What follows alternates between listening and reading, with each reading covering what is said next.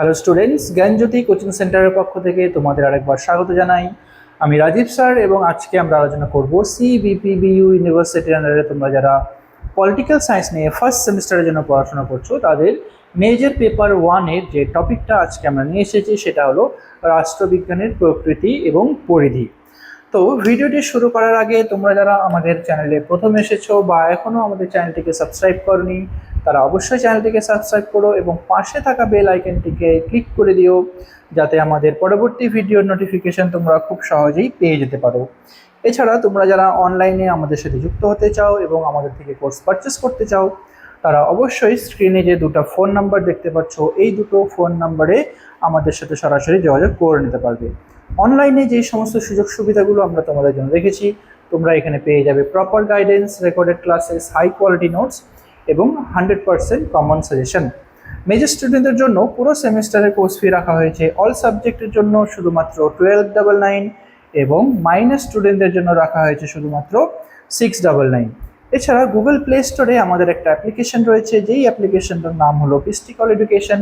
তো এই অ্যাপ্লিকেশনটা ডাউনলোড করেও তোমরা আমাদের সাথে যুক্ত হতে পারো এবং অ্যাপ্লিকেশনে থাকা যে বিভিন্ন কোর্সগুলো রয়েছে সেগুলোর অ্যাক্সেস গ্রহণ করতে পারো। আচ্ছা, তো চলো তোমাদের যে মেন টপিক সেটা আলোচনা করা যাক। প্রথমে আমরা দেখে নেব যে রাষ্ট্রবিজ্ঞান কি বা কাকে বলে, ঠিক আছে, এবং তার সংজ্ঞার্থ বা কি অর্থ রয়েছে।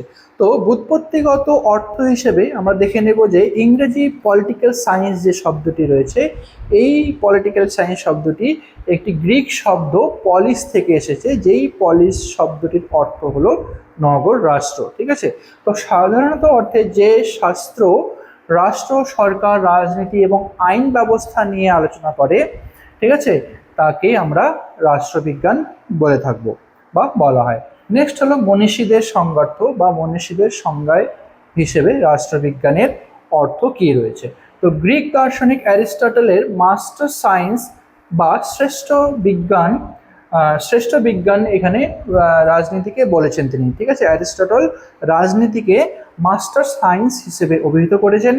রাষ্ট্রবিজ্ঞানী পল জ্যানেটের মতে রাষ্ট্রবিজ্ঞান হলো সামাজিক বিজ্ঞানের সেই অংশ যা রাষ্ট্রের ভিত্তি বা সরকারের নীতি নিয়ে আলোচনা করে, ঠিক আছে। রাষ্ট্রের ভিত্তি বা সরকারের যতগুলো নিয়ম বা নীতি রয়েছে সেই নীতিগুলো নিয়ে আলোচনা করে। নেক্সট হলো রাষ্ট্রবিজ্ঞানের প্রকৃতি, ঠিক আছে, বিজ্ঞান নাকি কলা। তো রাষ্ট্রবিজ্ঞানের প্রকৃতি এখানে কি রয়েছে দেখো। তো বিজ্ঞান হিসেবে যুক্তি যেটা রয়েছে, রাষ্ট্রবিজ্ঞানকে বিজ্ঞান হিসেবে যুক্তি এখানে প্রদান করা হয়েছে, সেটা হলো তথ্য সংগ্রহ, গবেষণা, শ্রেণীবদ্ধকরণ এবং ধারাবাহিক বিশ্লেষণের মাধ্যমে নীতি নির্ধারণ সম্ভব হয়। তো এই জন্য রাষ্ট্রবিজ্ঞানকে এখানে কিন্তু বিজ্ঞান হিসেবে অভিহিত করা হয়েছে বা পক্ষে যুক্তি দেওয়া হয়েছে।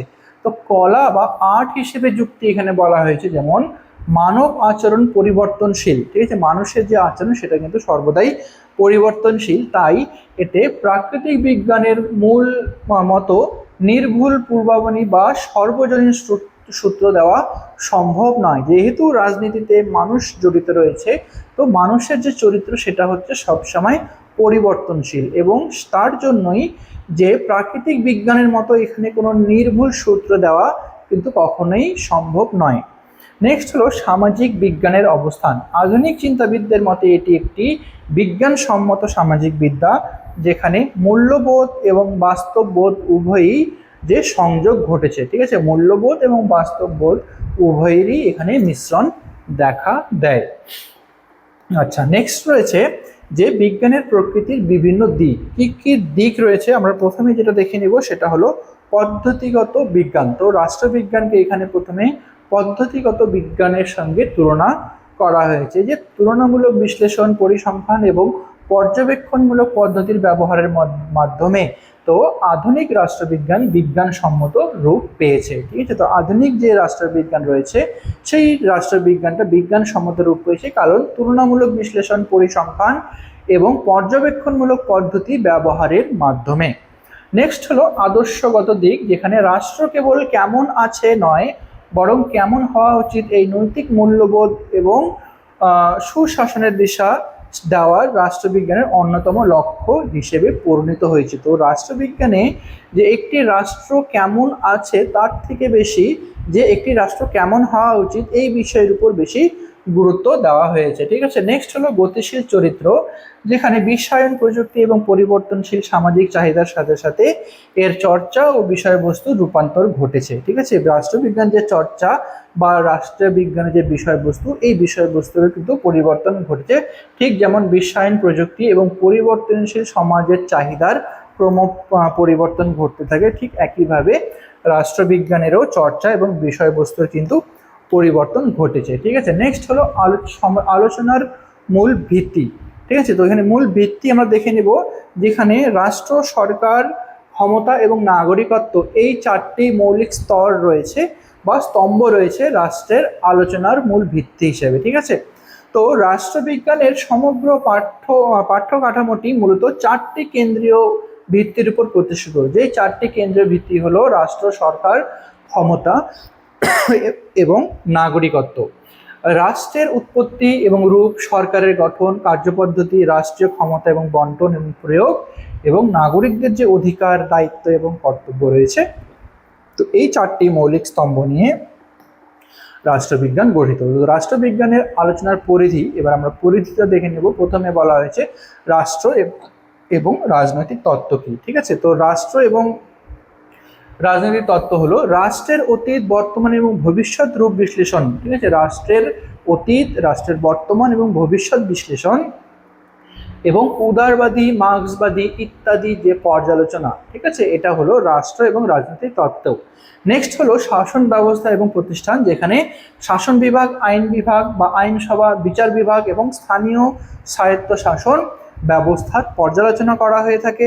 নেক্সট হলো আন্তর্জাতিক সম্পর্ক, যেখানে বিশ্ব রাজনীতি, পররাষ্ট্রনীতি, কূটনীতি এবং জাতিসংঘসমূহ আন্তর্জাতিক সংস্থার যে কার্যাবলী এখানে পর্যালোচনা করা হয়ে থাকে বা পরিধির মধ্যে পড়ে। ঠিক আছে, নেক্সট হলো পরিধির প্রধান ক্ষেত্রসমূহ। তো রাষ্ট্রবিজ্ঞানের যে পরিধির কি কি ক্ষেত্রগুলো রয়েছে আমরা দেখে নিব। প্রথমে রয়েছে রাজনৈতিক প্রতিষ্ঠান, যেখানে সংবিধান, আইন কাঠামো, রাজনৈতিক দল, নির্বাচনী ব্যবস্থা এবং চাপ সৃষ্টিকারী গোষ্ঠীর কাঠামোগত বিশদ পাঠ। ঠিক আছে, তো রাজনীতির মধ্যে যত রাজনীতির যে সংবিধান রয়েছে, আইন রয়েছে, রাজনৈতিক দল, নির্বাচন ব্যবস্থা এবং বাকি যে চাপ সৃষ্টিকারী গোষ্ঠী, ঠিক আছে, সমস্ত কিছু কাঠামোগত বিশদ পাঠ হচ্ছে রাষ্ট্রবিজ্ঞানের মধ্যে পরিধির মধ্যে পড়ে। নেক্সট হলো রাজনৈতিক আচরণ এবং মনস্তত্ত্ব, যেখানে ভোটারদের আচরণ, জনমত গঠন, সামাজিক অংশগ্রহণ এবং রাজনৈতিক সংস্কৃতির প্রভাব মূল্যায়ন করা হয়ে থাকে। নেক্সট এবং বিশ্বায়ন এবং বৈশ্বিক রাজনীতি, যেখানে আঞ্চলিক জোট, আন্তর্জাতিক সংঘাত নিরসন, মানবাধিকার এবং পরিবেশের কেন্দ্রিক আন্তর্জাতিক যে চুক্তিমালা রয়েছে, এই সমস্ত কিছু কিন্তু রাজনীতির পরিধির মধ্যে আসে। নেক্সট হলো ঐতিহ্যবাহী বনাম আধুনিক দৃষ্টিভঙ্গি। তো ঐতিহ্যবাহী দৃষ্টিভঙ্গি হিসেবে এবং আধুনিক দৃষ্টিভঙ্গি হিসেবে রাজনীতি কি। তো প্রথমে আমরা দেখে নিব ঐতিহ্যবাহী দৃষ্টিভঙ্গি, যেখানে প্রধানত রাষ্ট্র, সরকার, আইন এবং সংবিধানবদ্ধ প্রাতিষ্ঠানিক কাঠামোর আনুষ্ঠানিক অধ্যয়নের উপর জোর দিত। ঠিক আছে, সেখানে কি করা হতো, এখানে রাষ্ট্র, সরকার, আইন এবং সংবিধানবদ্ধ যে প্রাতিষ্ঠানিক কাঠামোগুলো রয়েছে, সেই কাঠামোর আনুষ্ঠানিক অধ্যয়নের উপর এখানে বেশি জোর দেওয়া হয় ঐতিহ্যবাহী দৃষ্টিভঙ্গি হিসেবে। এটি ছিল বর্ণনাধর্মীয় এবং নৈতিকতা ভিত্তিক। নেক্সট হলো আধুনিক দৃষ্টিভঙ্গি হিসেবে আচরণবাদ, ক্ষমতা, মনস্তাত্ত্বিক উপাদান, সিদ্ধান্ত গ্রহণ প্রক্রিয়া এবং সমাজের অনানুষ্ঠানিক সামাজিক এবং রাজনৈতিক চালিকা শক্তির উপর এখানে বেশি গুরুত্ব দেয়া হয়েছে। নেক্সট হলো আধুনিক সমাজে রাষ্ট্রবিজ্ঞানের গুরুত্ব কতটা রয়েছে। ঠিক আছে, আধুনিক যে সমাজ, এই আধুনিক সমাজে রাষ্ট্রবিজ্ঞানের গুরুত্ব কতখানি। প্রথমে রয়েছে সচেতন নাগরিক গঠন হিসেবে রাজনীতির গুরুত্ব। ঠিক আছে, তো আধুনিক সমাজে সচেতন নাগরিক গঠন করতে কিন্তু রাজনীতি খুবই একটি গুরুত্বপূর্ণ ভূমিকা পালন করে, যেখানে রাষ্ট্রবিজ্ঞান পাঠে নাগরিকরা তাদের মৌলিক অধিকার সম্পর্কে অবগত হয়। ঠিক আছে, তারপরে গণতান্ত্রিক কর্তব্য এবং প্রশাসনিক ব্যবস্থা সম্পর্কে সচেতন হয়ে একটি প্রগতিশীল সমাজ গড়ে তুলতে সাহায্য করে।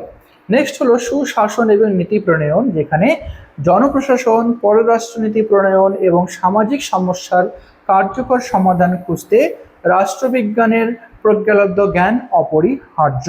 বা অপরিহার্য এখানে ভূমিকা কিন্তু পালন করে থাকে। তো এটাই ছিল আজকে তোমাদের আলোচনার বিষয়। ভিডিওটি যদি তোমাদের ভালো লেগে থাকে তাহলে অবশ্যই লাইক আর কমেন্ট করো। দেখা হবে পরবর্তী ভিডিওতে নতুন কোনো টপিক নিয়ে। ততক্ষণ পর্যন্ত ভালো থেকো, সুস্থ থেকো।